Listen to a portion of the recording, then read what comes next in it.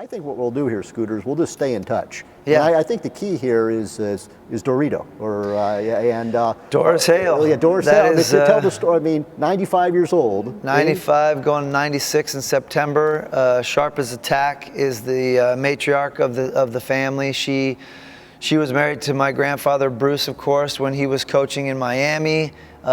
He went off and fought in the war, and she was a nurse, and she's probably seen more basketball games and kept more stats than anybody I know. She used to go to my games and keep her own personal stats on the sideline to go over after the game.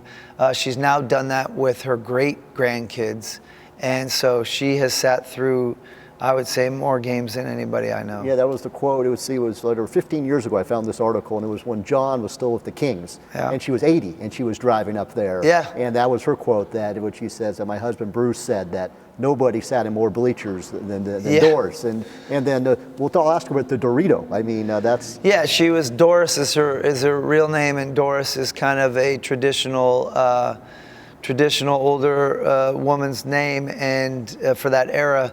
And she's way too hip and way too cool and way too dynamic to just be a Doris. So I believe it was my brother Drew who had given her the nickname Dorito, because back in the 80s there was a Doritos commercial that had this grandmother who hopped on a skateboard and slam dunked and did all these crazy things as a Cool Ranch Dorito grandma.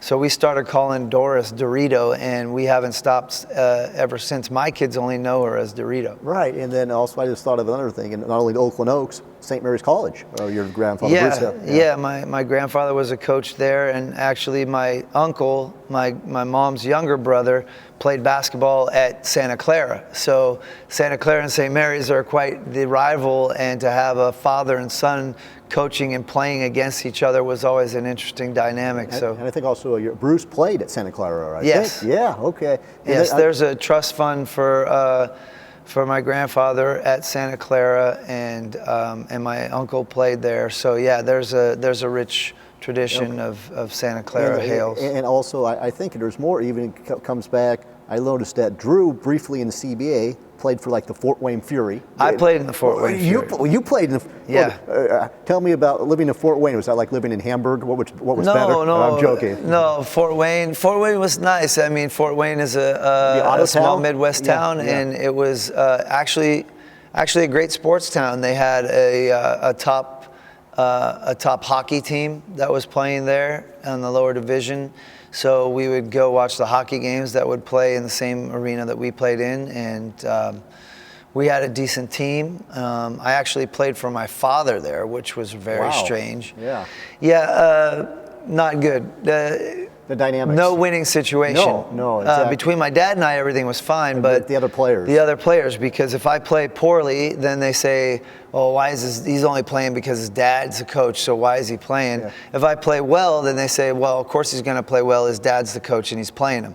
So either way, I lose. Yeah, you should have played that season as Barry Richards. Yes, that could have been my pseudo name I used in New York. So, yeah, exactly. Yeah. Play an extra league, like summer league or something. I played in every summer league you could play in New York one summer, and you're allowed to play in one. So I was Richard Barry or Scooter Barry for that one league, and I was Barry Richards for every other tournament I played in. Yeah, no, I mean, you got to get it done. You got to find a way to play. And that's what allowed you to play 17 years. I mean, and we'll get back. That's what allowed you to play at Kansas. I mean, because for sure. Okay, and I'll let you. And then I'm trying to think. I think we just wrap up. The Fort Wayne Pistons, and then even John played for the Detroit Pistons. John played for Detroit and he played for Larry Brown at Detroit, who was my coach. Right.